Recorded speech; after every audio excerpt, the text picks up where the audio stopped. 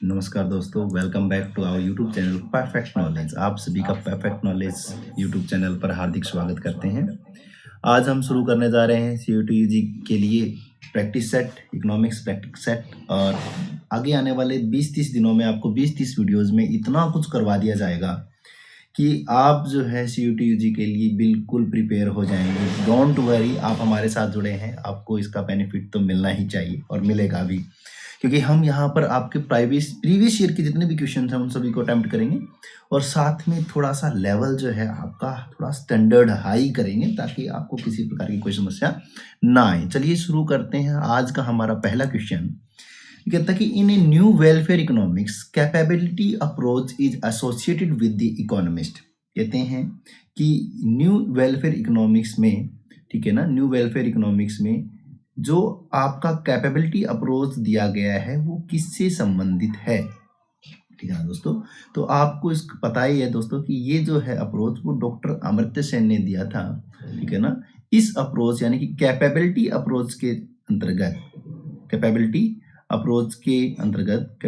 Approach में ये क्या कहते हैं, ये कहते हैं कि what individual can do, what individual can do.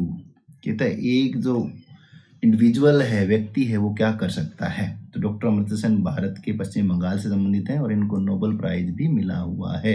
ये ध्यान रखेंगे दोस्तों कि नोबेल प्राइज विजेता है। चलिए नेक्स्ट क्वेश्चन पर मूव करते हैं। दूसरा कहते हैं कि dash dash dash is also known as the Australian model.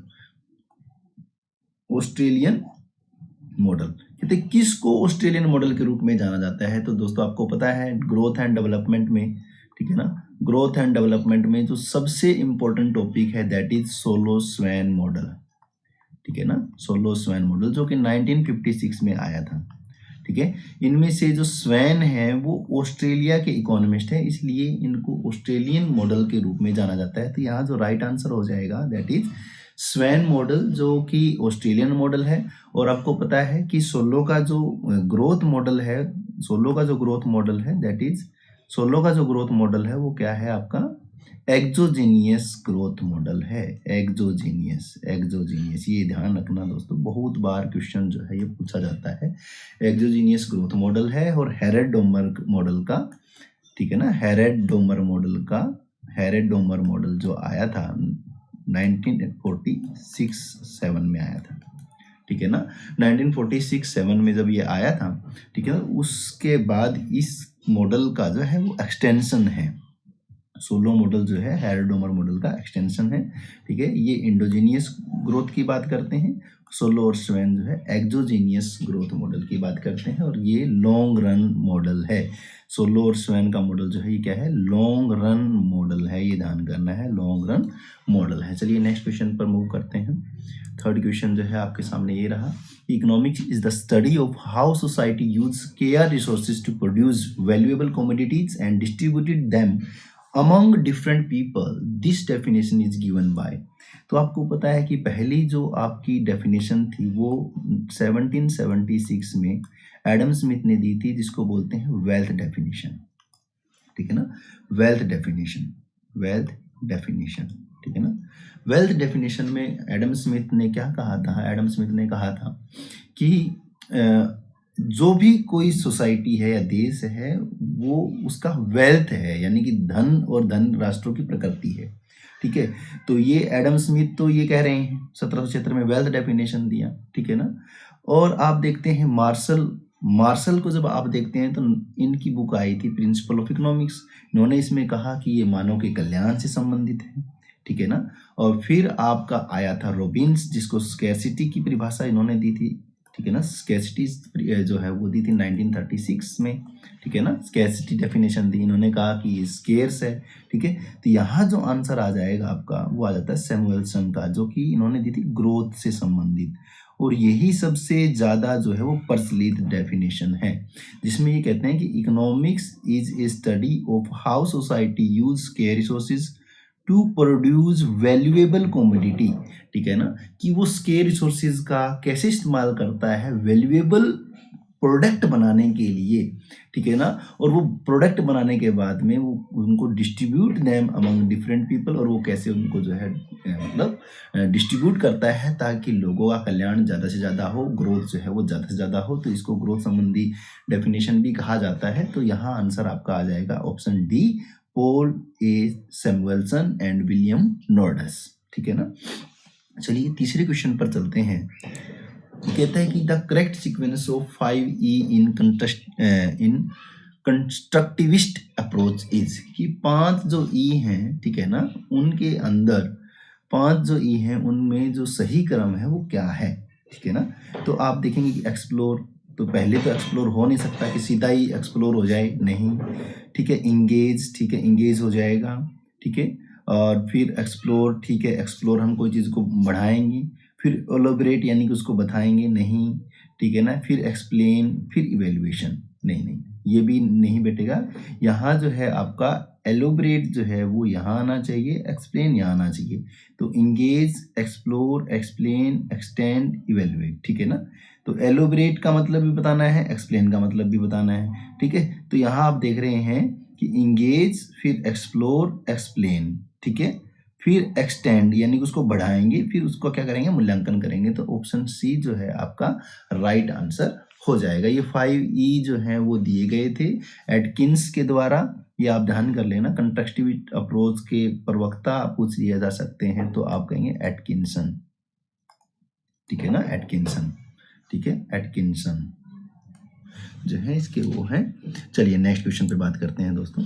Welfare economics is branch of economics that use, welfare economics is a branch of economics that use dash dash dash techniques to evaluate welfare at the aggregate level, ठीक है ना। कल्याण अर्थशास्त्र की वह शाखा है जो समग्र स्तर पर कल्याण का मूल्यांकन करने के तकनीकों का उपयोग करती है। तो कौन सी जो है उन चीज़ों का जो है ये करती है, तो आप ये ध्यान करेंगे कि वेलफेयर इकोनॉमिक्स जो है वो माइक्रो इकोनॉमिक्स से जुड़ा हुआ कंसेप्ट है। ये आपको पता है, जब आप पढ़ते हैं तो अब आप ऐसे पढ़ते हैं कि माइक्रो जो है वो क्या क्या बताता है, वेलफेयर की बात करता है, ठीक है ना, प्राइस ऑफ ए कोमोडिटी की बात करता है, ठीक है ना। जनरल प्राइस की बात मैं यहाँ नहीं कर रहा, प्राइस ऑफ ए कोमोडिटी, एक सिंगल गुड्स के जो प्राइस है उसकी बात करता है, वेलफेयर की बात करता है, ठीक है। तो ये आपका आंसर आ जाएगा बी, माइक्रो इकोनॉमिक्स, ठीक है। और चलिए नेक्स्ट क्वेश्चन पर चलते हैं। कहता है 6 नंबर क्वेश्चन क्या कहता है दोस्तों, कहता है micro dynamic method has been developed by, micro dynamic method has been developed by, ठीक है। तो ये जो माइक्रो डायनेमिक मेथड था ये डेवलप किया गया था रेगनर फ्रीस के द्वारा, रेगनर फ्रीस, ठीक है ना। आपको पता है पहले नोबेल पुरस्कार विजेता, पहले नोबेल प्राइज विनर किसमें, इकोनॉमिक्स में, इन इकोनॉमिक्स, इकोनॉमिक्स में जो सबसे पहले नोबेल प्राइज मिला था वो मिला था रेगनर फ्रीस को, ठीक है। और ये मिला था 1969 में। तो यहाँ से क्वेश्चन आपका और हो जाता है कि नोबेल प्राइज की शुरुआत इकोनॉमिक्स में कब से हुई, तो आप कहेंगे 1969 से नोबेल पुरस्कार की शुरुआत हुई और पहले नोबेल पुरस्कार विजेता है रेगनर फ्रीस, ठीक है। चलिए दोस्तों नेक्स्ट क्वेश्चन पे बात करते हैं, नेक्स्ट क्वेश्चन की बात करते हैं। चलिए देखते हैं अगला क्वेश्चन क्या कहता है। कहता है मर्केंटलिस्ट जो है वो एडवोकेट कर रहे हैं, ठीक है ना। मर्केंटलिस्ट यानी कि वाणिज्यवादियां।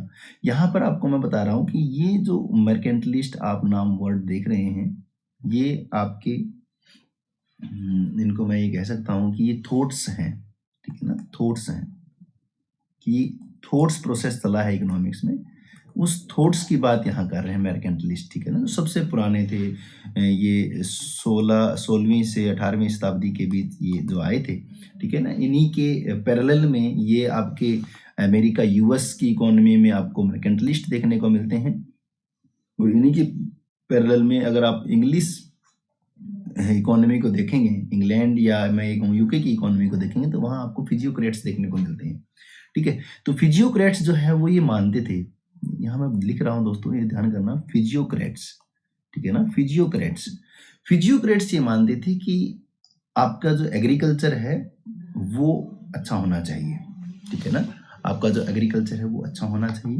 लेकिन मर्केंटलिस्ट जो थे वो ये मानते थे कि आपका एक्सपोर्ट ज़्यादा हो, इम्पोर्ट कम हो, ठीक है ना, एक्सपोर्ट ज़्यादा हो, इंपोर्ट कम हो, यानी कि आप ये कह सकते हैं कि आपका ट्रेड जो है वो फेवरेबल होना चाहिए, ट्रेड जो है वो फेवरेबल होना चाहिए। तो ये आपका आंसर आ जाएगा ए।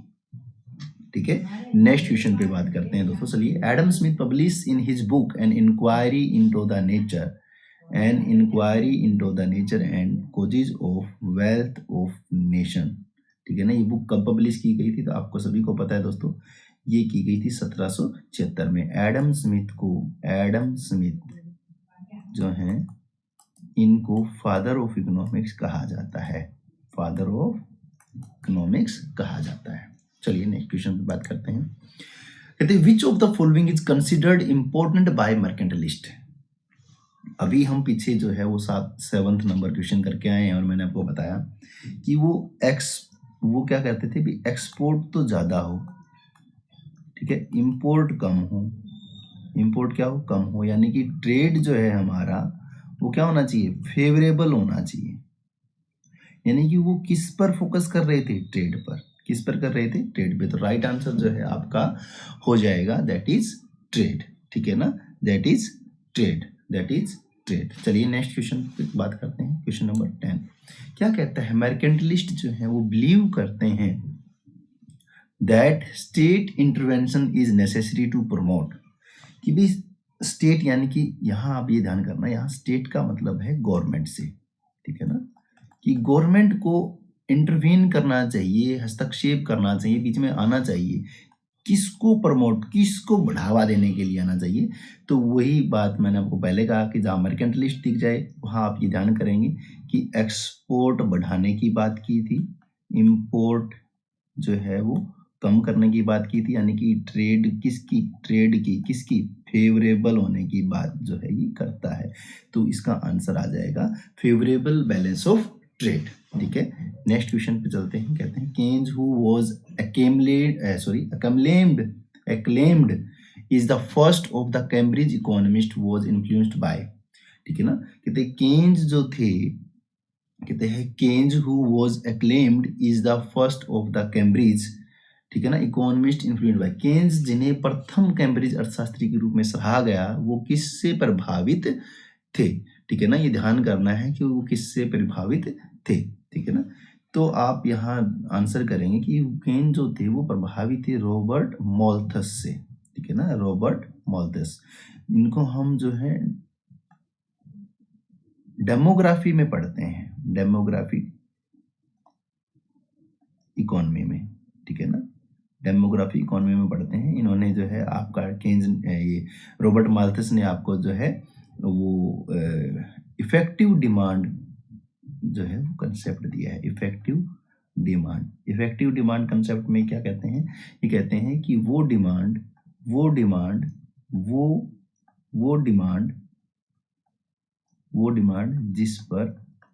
जिस पर सप्लाई अवेलेबल हो। ठीक है ना, जिस पर सप्लाई क्या हो, अवेलेबल हो, उसको हम क्या कहते हैं, इफेक्टिव डिमांड कहते हैं। और इस इफेक्टिव डिमांड का इस्तेमाल जो है बाद में केन्स ने बहुत ज़्यादा किया है।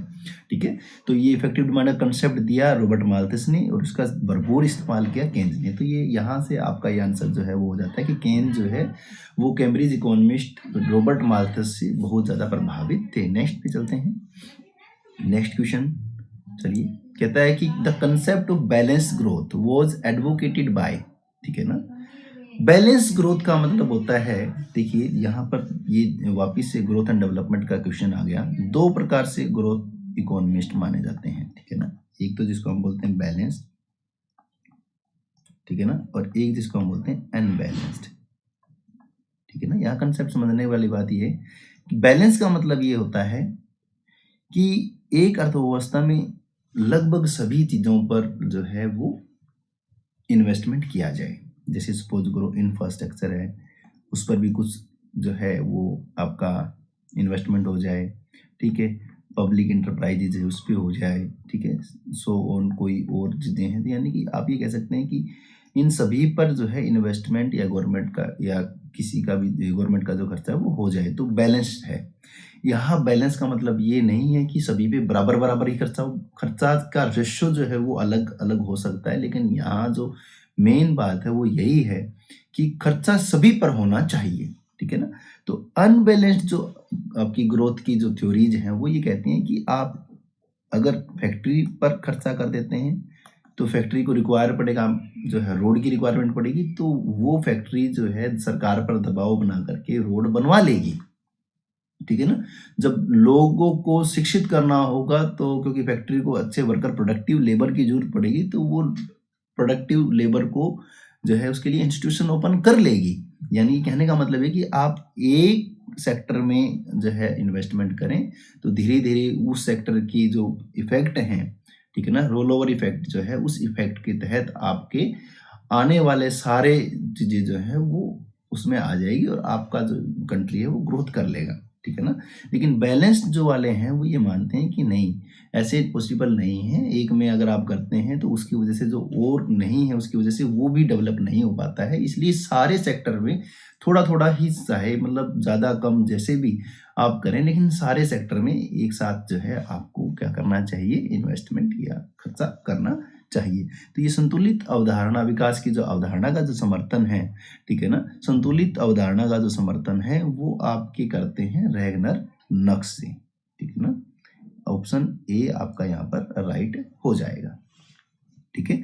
चलिए पढ़ते हैं नेक्स्ट क्वेश्चन।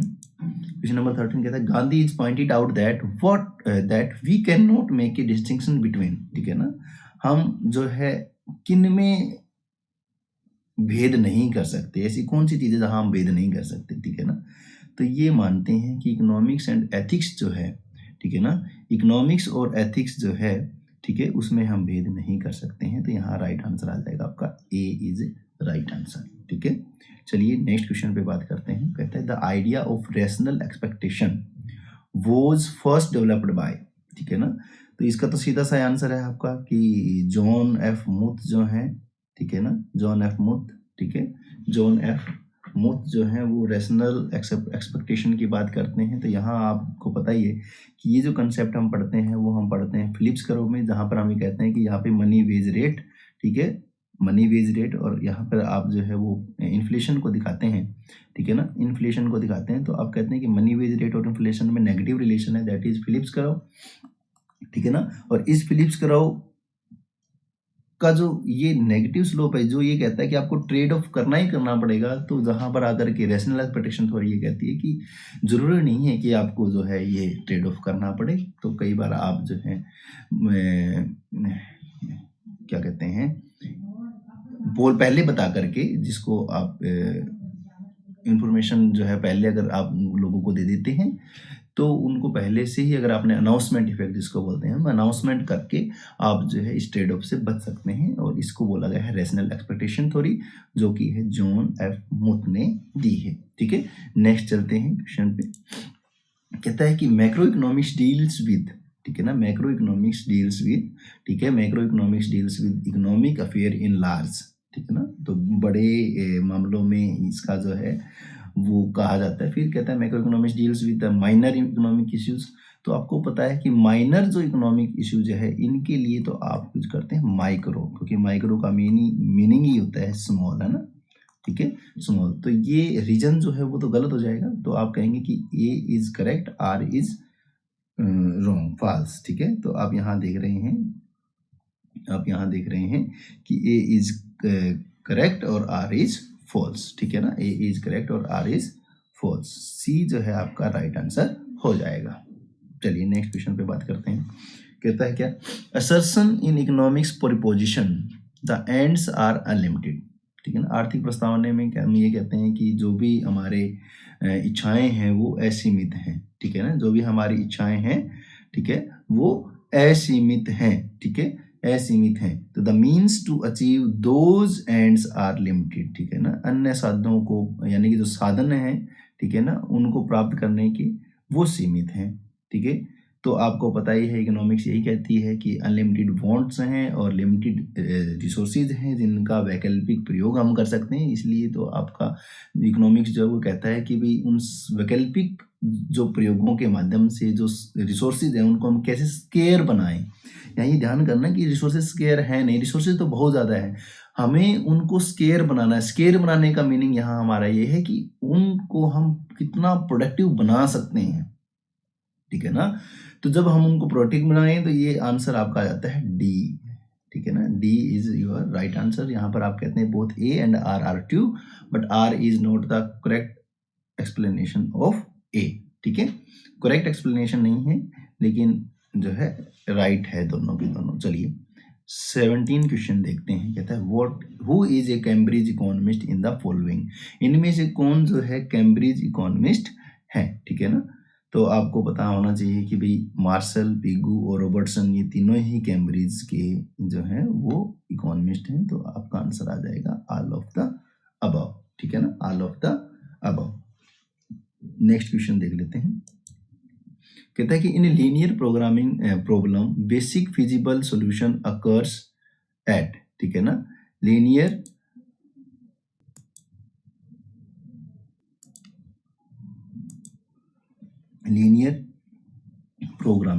प्रोग्रामिंग आपने पढ़ा होगा, ठीक है ना। एलपीपी जिसको बोलते हैं, एलपीपी लीनियर प्रोग्रामिंग प्रॉब्लम्स, जिसमें आप ये कहते हैं कि intersection of feasible constants with the axis, ठीक है। कहते हैं intersection of all the constant, ठीक है ना, ये भी सही है। इंटरसेक्शन ऑफ टू एक्सिस नहीं, ये नहीं है। In the corner of the feasible space नहीं, ठीक है ना। तो आपका आंसर आ जाएगा ए, ठीक है। नेक्स्ट पे चलते हैं। कहता है 19वां क्वेश्चन क्या कहता है, an exogenous variable in one whose value is determined the model, ठीक है ना। एक बहिर्जात चर है जिसका मान मॉडल के बाहर से निर्धारित होता है, एक्सोजेनियस बहिर्जात है, ठीक है ना। तो वो आप ये कह सकते हैं कि आउटसाइड ऑफ द मॉडल, ठीक है ना। तो ये आपका आ जाता है। तो यहाँ पे दो चीजें हैं, एक तो होता है एक्सोजेनियस, ठीक है ना, आउटसाइड ऑफ द मॉडल, और एक होता है endogenous,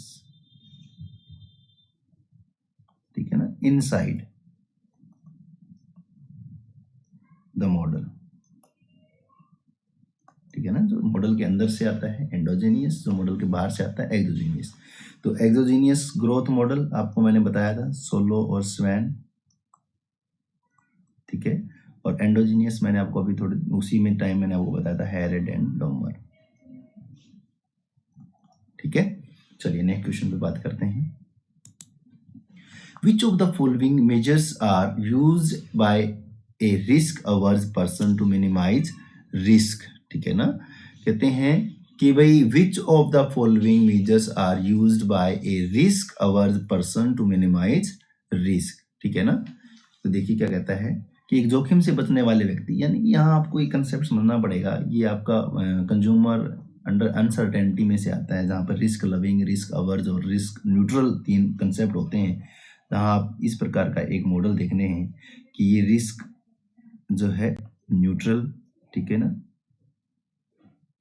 risk averse loving, sorry risk loving और रिस्क अवर्स, ठीक है ना। ये आप देखते हैं। तो यहाँ आप देखते हैं डाइवर्सिफिकेशन ऑफ रिसोर्सेज, ठीक है, डाइवर्सिफिकेशन ऑफ रिसोर्सेज, ठीक है, इंश्योरेंस ऑफ रिस्क इवेंट, ठीक है ना। रिस्क अवर्स पर्सन जो है वो क्या करेगा, वो रिस्क को लेगा, ठीक है ना। रिस्क मतलब मान के चलो आप कोई काम करना चाह रहे हैं और आपको उसमें रिस्क लगता है कि भाई ये रिस्क है, ठीक है ना, ठीक है ना। यानी कि सपोज कीजिए, यहाँ पर मैं आपको ये कंसेप्ट थोड़ा सा समझाने की कोशिश करता हूँ कि आप जो है वो रिस्क लवर हैं, ठीक है, और आपकी ये सर्टेन इनकम है, ठीक है। तो आप इस सर्टेन इनकम की बजाय आप जो है इसको प्रेफर कर रहे हैं, ठीक है ना, ठीक है, इसको प्रेफर कर रहे हैं। जब आप इसको प्रेफर करते हैं, ठीक है, तो आपको इतना इनकम मिलना था और आप इतना ले रहे हैं, तो ये एक्स्ट्रा जो इनकम है आपकी, ठीक है ना, हो सकता है कि आपका सारा पैसा डूब जाए क्योंकि आप रिस्क टेकिंग है ना। हो सकता है कि आपका सारा पैसा जो है डूब जाए, इसलिए वो क्या करता है, रिस्क जो लवर है वो क्या करता है, उस रिस्क को अवर्ज कर देता है थ्रू, किसके थ्रू कर देता है, थ्रू इंश्योरेंस, ठीक है ना।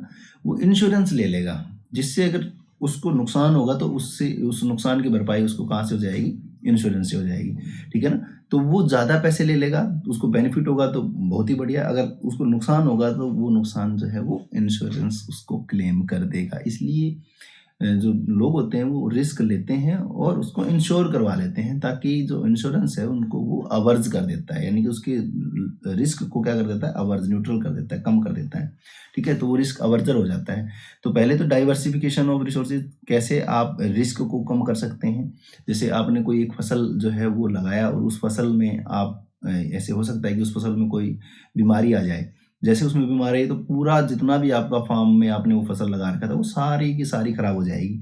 लेकिन अगर आपने उस पूरे फार्म में डिफरेंट डिफरेंट प्रकार की जो है फल फ्रूट सब्जियां और फसलें आपने लगा रखी हैं, तो किसी एक में बीमारी आने से उस एक छोटे से एरिया को आपका नुकसान होगा, बाकी और जो फसलें हैं वो आपकी बन जाएंगी, जिससे आपका जो नुकसान बड़ा होना था वो क्या हो गया, कम हो गया, ठीक है ना। तो रिस्क अवर्जर क्या करेगा, एक तो डाइवर्सिफिकेशन ऑफ रिसोर्सेज करेगा, दूसरा मैंने अभी आपको बताया कि लवर जो होता है वो क्या करता है, न्यूट्रल कर देता है, किसके थ्रू, इंश्योरेंस के थ्रू। तो यानी कि ए भी करेक्ट है और बी भी करेक्ट है। तो यहाँ पे आप देखेंगे कि ए और बी यहाँ भी हैं और ए और बी यहाँ भी हैं, लेकिन यहाँ बी नहीं है, इसका मतलब ये सी भी ऑप्शन नहीं आएगा और ये डी भी ऑप्शन में नहीं आएगा, यानी कि ए और बी में ही आएंगे, ठीक है ना।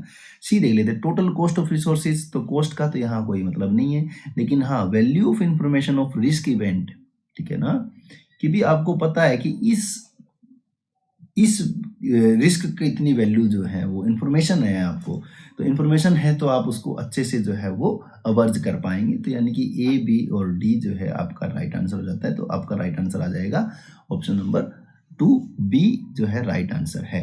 चलिए नेक्स्ट क्वेश्चन पे बात करते हैं। Who said the problem of getting freedom from wants is regarded as an economic problem. कहता है किसने कहा, ठीक है ना, किसने कहा कि the problem of getting freedom from wants is regarded as an economic problem, की आवश्यकताओं से मुक्ति पाने की समस्या को आर्थिक समस्या माना जाता है। तो ये जो बात है ये कही गई थी जेके मेहता जी के द्वारा, ठीक है ना। तो जेके मेहता जी ने ये कहा था कि the problem of getting freedom from wants is regarded as an economic problem, ठीक है। नेक्स्ट पे आते हैं, कहता है कि scarcity of means to satisfy end of varying important is an almost ubiquitous condition of human behaviour. This concept is given by, कहते हैं विभिन्न महत्व के साध्यों यानी कि साधनों को संतुष्ट करने के लिए साधनों की दुर्लभता मानव व्यवहार की लगभग सर्वव्यापी स्थिति है। यह अवधारणा किसके द्वारा दी गई थी, ठीक है ना। तो ये कहते हैं कि भाई स्कैर्सिटी का मैंने आपको बताया था कि 1936 में, ठीक है ना, स्कैर्सिटी संबंधी परिभाषा दी गई थी, स्कैर्सिटी डेफिनेशन, ठीक है ना, और किसके द्वारा दी गई थी, रॉबिन्सन, ठीक है। तो यहाँ आपका राइट आंसर आ जाएगा बी, क्योंकि स्कैर्सिटी की जो है डेफिनेशन यहाँ पर दी गई है। चलिए नेक्स्ट देखते हैं। क्वेश्चन कहता है the growth centred definition of economics is, growth centred अभी हमने पहले ही पढ़ा था, ग्रोथ सेंटर्ड जो है आपका पॉल रॉबिन्सन ने सॉरी ये पॉल ए सैमुअल्सन ने दी थी, ठीक है ना। तो पॉल ए सैमुअल्सन जो है यहाँ आपका राइट आंसर आ जाएगा, ए इज योर राइट आंसर, ठीक है। चलिए wealth is not an and itself, it is a mean to an end and the end is a human welfare, this quote is given by, ठीक है ना।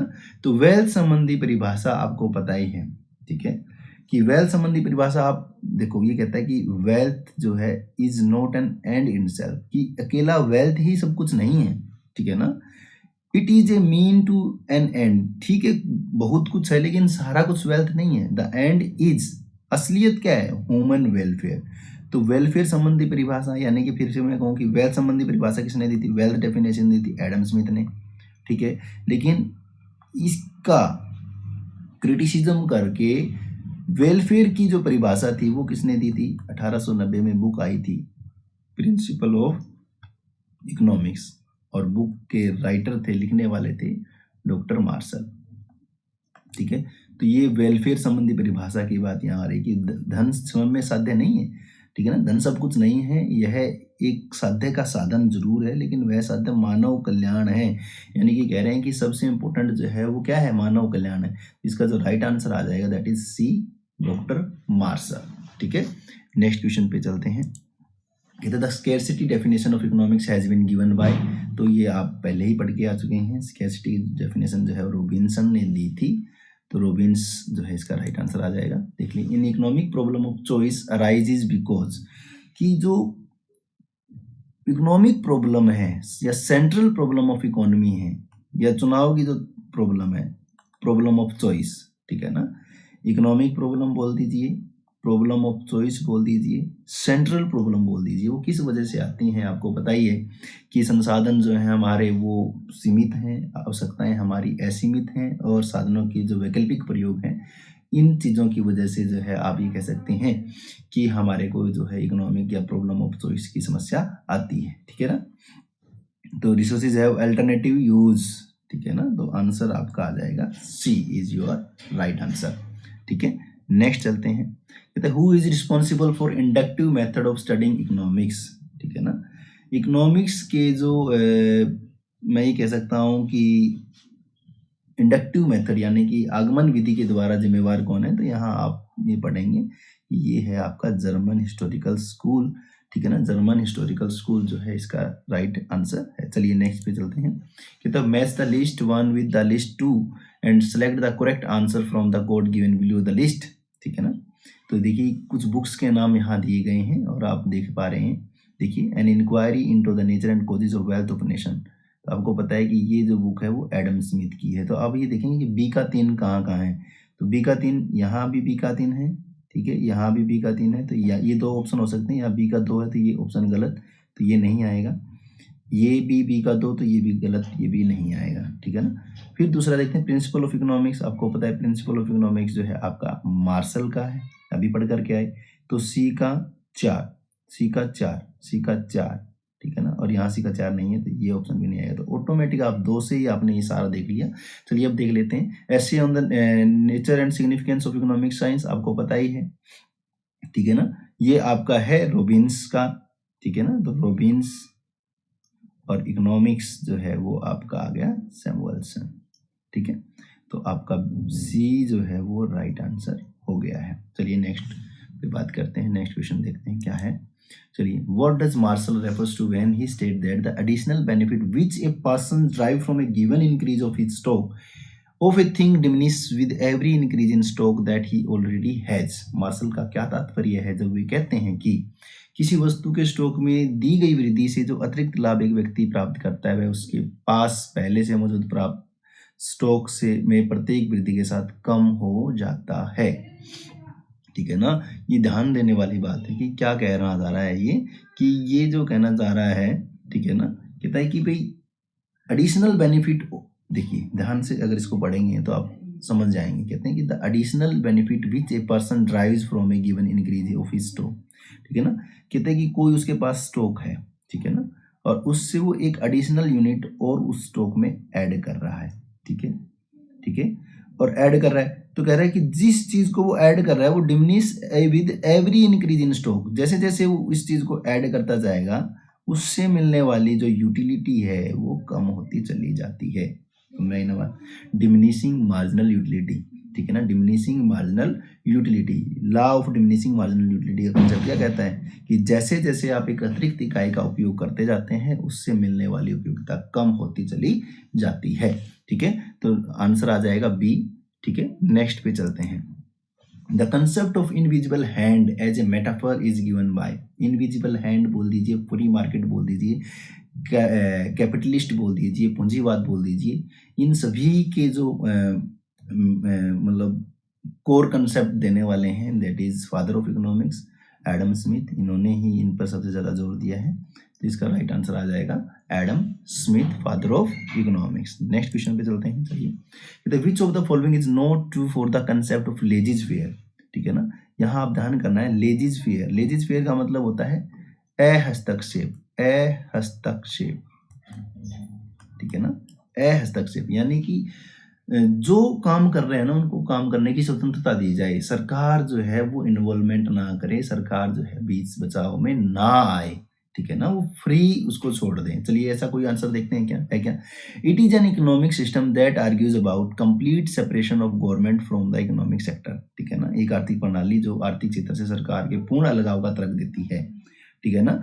तो आप मैंने जो पहले कहा वही पहला ही आपका मैच कर गया, ए इज राइट आंसर। ठीक है, नेक्स्ट क्वेश्चन देख लेते हैं। Then inquiry into the nature and causes of wealth of nation is written by, तो आपको पता है कि ये बुक जो है वो एडम स्मिथ ने लिखी थी 1776 में। ठीक है ना, इस और एडम स्मिथ को फादर ऑफ इकोनॉमिक्स भी कहा जाता है। चलिए नेक्स्ट क्वेश्चन पे देखते हैं। माइक्रो इकोनॉमिक्स जो है वो स्टडी करती है, देखो इकोनॉमिक्स जो है वो दो प्रकार की थी, माइक्रो एंड मैक्रो। ठीक है ना, माइक्रो और मैक्रो इन दो डिवीजन में बांटने वाले जो थे वो थे रैगनर फ्रिश। ठीक है ना, रैगनर फ्रिश ने सबसे पहले ये शब्द जो है वो कॉइन किए थे, ये ध्यान कर लेना 1933 में। ठीक है ना, रैगनर फ्रिश ने 1933 में सबसे पहले कहा कि इकोनॉमिक्स में एक तो माइक्रो है और एक मैक्रो है। माइक्रो का मतलब है इंडिविजुअल, ठीक है, और मैक्रो का मतलब है होल। ठीक है, तो इंडिविजुअल की बात करता है। ठीक है ना, तो इंडिविजुअल में आप देखेंगे मॉनेटरी पॉलिसी तो बड़ा एक आरबीआई पूरा इकोनॉमिक ढांचा देखता है ना। राजकोषीय यानी कि सरकार की नीति है तो सरकार सारे चीज़ों को ध्यान में रख करके करेगी। अनएम्प्लॉयमेंट भी जो है वो आपका, क्योंकि अनएम्प्लॉयमेंट किसी एक बच्चे के लिए नहीं है, ये बहुत सारे यानी कि सारे देश के जो बच्चे हैं उनके लिए है। ठीक है, तो कंज्यूमर बिहेवियर, ठीक है ना, this is the right answer, D is correct answer, consumer behaviour. चलिए नेक्स्ट क्वेश्चन। ठीक है, macro economics deal with, macro economics जो है वो डील करता है एग्रीगेट से, जो पीछे हम पढ़ करके आए। ठीक है ना, एग्रीगेट इकोनॉमिक एक्टिविटी सही है, individual economic decision no, individual no, तो राइट आंसर इज ए। ठीक है ना, राइट आंसर इज ए। चलिए नेक्स्ट देखते हैं। थैंक यू दोस्तों फॉर वॉचिंग, और अपने दोस्तों से लाइक शेयर और सब्सक्राइब करना ना भूलें। अपने दोस्तों को शेयर कीजिए, ज़्यादा से ज़्यादा इस चैनल से अपने दोस्तों को जोड़िए ताकि वो भी इस प्रकार की अच्छी वीडियो इकोनॉमिक सेंस जो है वो डेवलप कर पाएँ। धन्यवाद, जय हिंद, जय भारत, फिर मिलते हैं।